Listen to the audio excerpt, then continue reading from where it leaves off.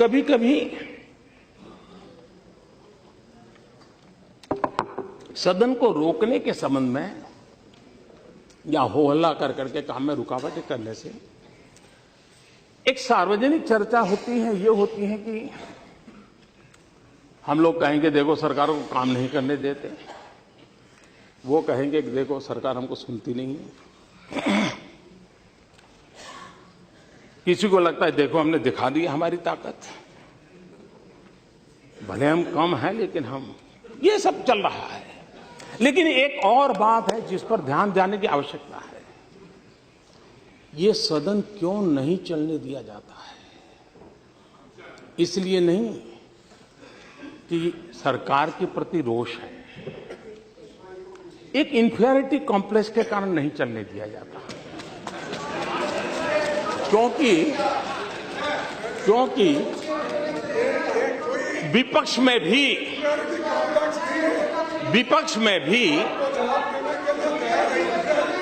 में भी ऐसे होनहार सांसद है, ऐसे तेजस्वी सांसद है, और मैं मानता हूं उनको सुनना, उनके विचार अपने आप में एक बहुत बड़ी एसेट है। लेकिन अगर सदन चलेगा तो उनको बोलने का अवसर मिलेगा, अगर वो बोलेंगे तो बहुत उनकी जय जयकार होगी, तब हमारा क्या होगा ये चिंता सता रही है। ये इंफीरियरिटी है कि विपक्ष के सामर्थ्यवान सांसद न बोल पाए, विपक्ष के सामर्थ्यवान सांसदों की प्रतिभा का परिचय देश को न हो, इसलिए ये सरकार को रोकने वाली बात तो अपनी जगह पे है, लेकिन विपक्ष में कोई ताकतवर बनना नहीं चाहिए, कोई होनहार दिखना नहीं चाहिए। इस इंफीरियरिटी कॉम्प्लेक्स का परिणाम है। इसलिए बहुत, अब जैसे इस बार संसद चला तो मैंने देखा कितने तेजस्वी लोग हैं हमारे पास, कितने शानदार विचार रखते हैं जी। पिछले 2 सदन में उनका कोई लाभ ही नहीं मिला, और इसलिए ये मैं समझता हूं कि बहुत आवश्यक है। और मैं देख रहा हूं कि बहुत स्टडी करके आते हैं, हमारे विपक्ष के भी छोटे छोटे दल के सदस्य हैं, 4 मेंबर होंगे, 3 मेंबर होंगे, और कुछ लोग मनोरंजन भी करवाते हैं।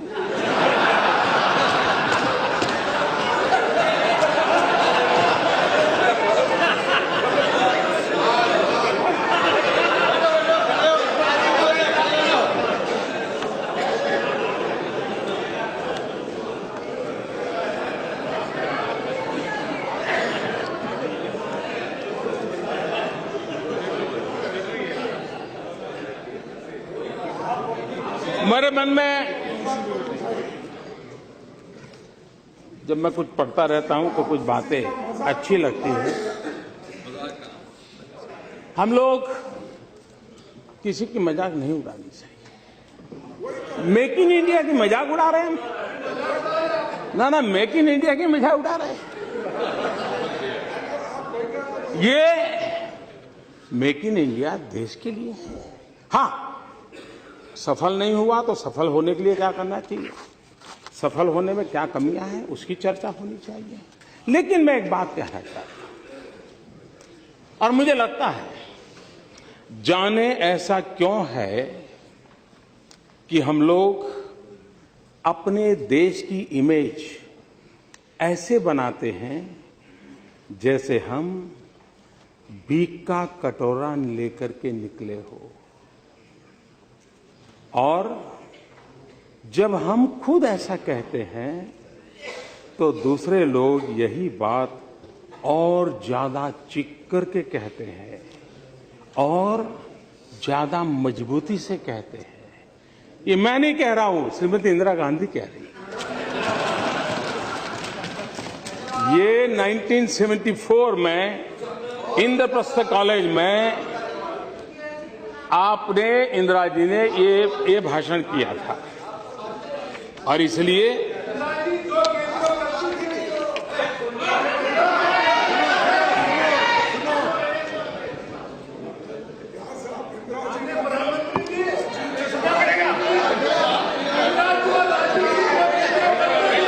ये भी बात है कि हम कोई भी नई योजना लाए, नई तरीके से लाएं, तो कुछ लोगों को उम्र तो बढ़ती है लेकिन समझ नहीं बढ़ती है, तो समझने में बड़ी देर लगती है। कुछ लोगों का ऐसा रहता है और इसलिए चीजें समझने में बड़ा समय जाता है। कुछ लोग तो समय बीतने के बाद भी चीजें समझ नहीं पाते और इसलिए अच्छा लगता है विरोध करें, तो वो विरोध करना अपना तरीका ढूंढते रहते हैं। और इसलिए मैं एक पीड़ा कहना चाहता हूं। हमारे देश में बहुत सी दिक्कतें हैं, ज्यादातर ऐसी है जो बहुत पुरानी है। गरीबी, पिछड़ापन, अंधविश्वास, कुछ गलत परंपराएं, कुछ समस्याएं विकास और तरक्की के साथ भी आई हैं। लेकिन इस देश की सबसे बड़ी चुनौती है तेजी से हो रहे बदलाव का विरोध।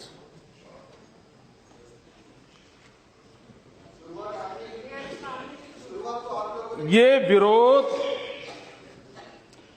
पढ़े लिखा तबका भी बहुत मुखर तरीके से करता है।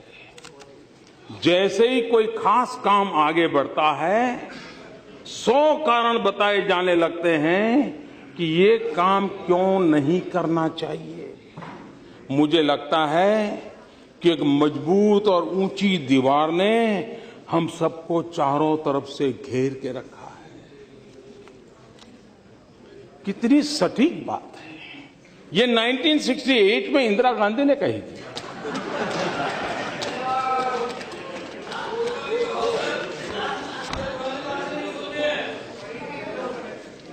यहां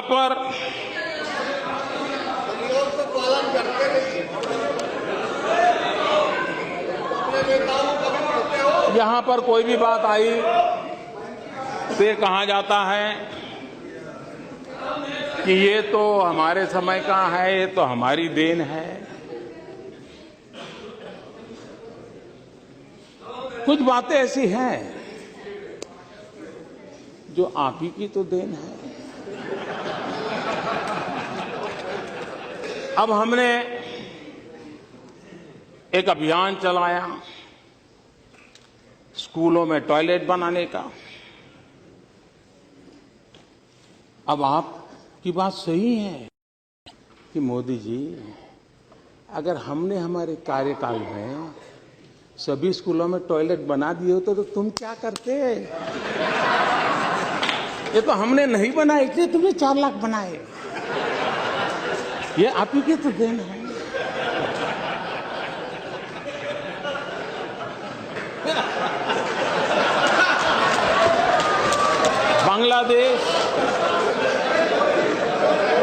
बांग्लादेश की सीमा का विवाद,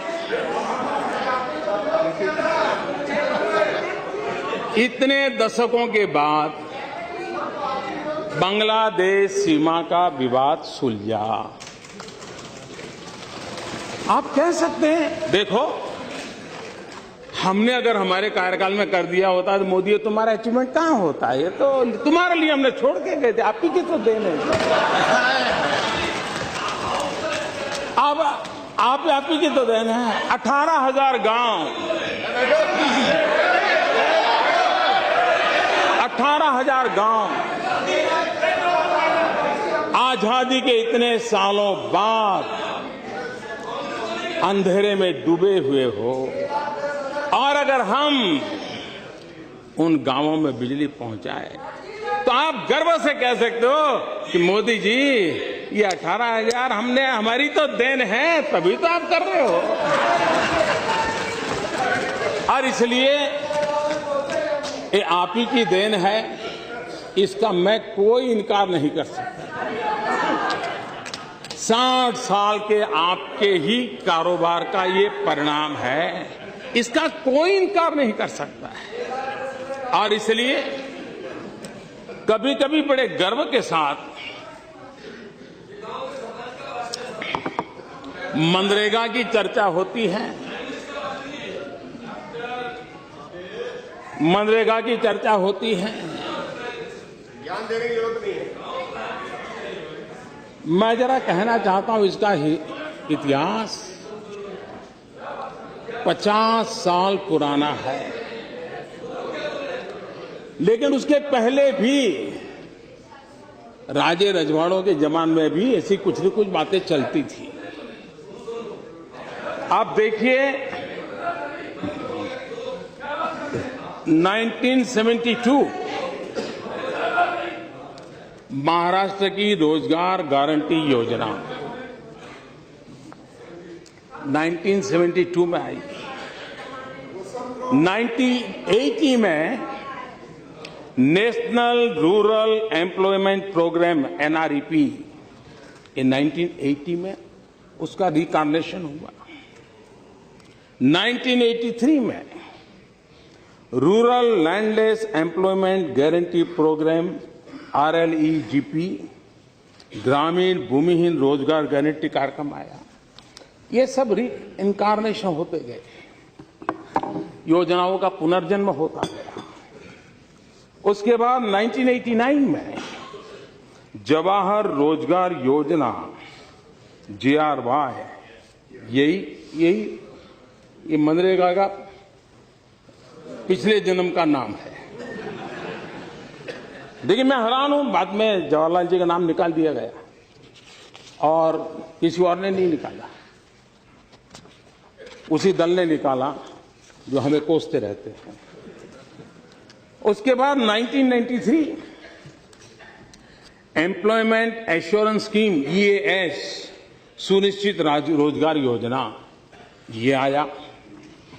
उसके बाद वाजपेयी जी की सरकार आई, तो उस समय इन सभी योजनाओं में से जो भी अच्छा था ले लेकर के संपूर्ण ग्रामीण रोजगार योजना SGRY ये शुरू हुआ।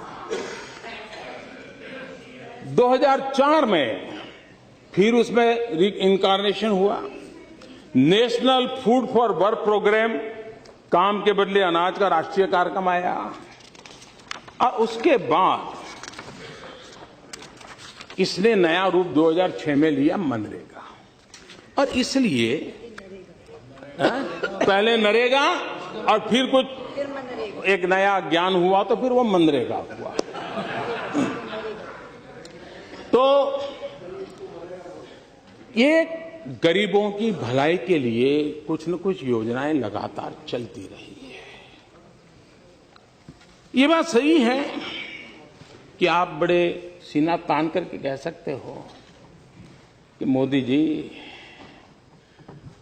चुनाव में भाषण करना अलग चीज है, तुम कहते हो गरीबी हटाओगे, लेकिन तुम्हें मालूम नहीं हम कौन है। अरे हमने गरीबी की जड़ें इतनी जमा दी हैं, इतनी जमा दी है। मोदी तुम उखड़ जाओगे लेकिन इसे उखाड़ नहीं पाओगे। ये बात सही है कि मुझे यहां आने के बाद पता चला कि इतनी जड़ें जमाई है आपने, इतनी जड़ें जमाई है आपने।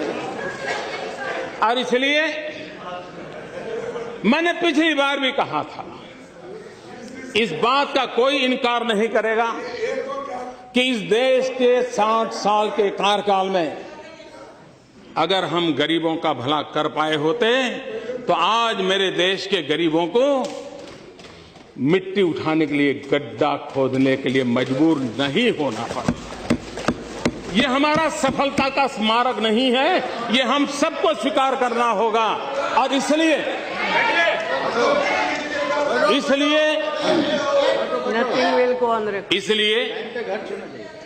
ये हमारा दायित्व भी बनता है कि ये जो क्रमिक विकास चला है इस योजना का, उसको और अच्छी बनाए और उस जिम्मेवारी को निभाने का हम प्रयास कर रहे हैं। लेकिन ये बात स्वीकार करनी होगी कि हम उस हालत पर देश को लाए हैं, इवन स्किल लेबर को भी अनस्किल होने में मजा आने लगा है। और इसलिए मैं जब कहता हूं कि हमारी विफलताओं का स्मारक है, इसका मतलब यही है कि गरीबी न होती तो इस नरेगा या मनरेगा की जरूरत नहीं होती। लेकिन ये सच्चाई है और मैंने आकर के देखा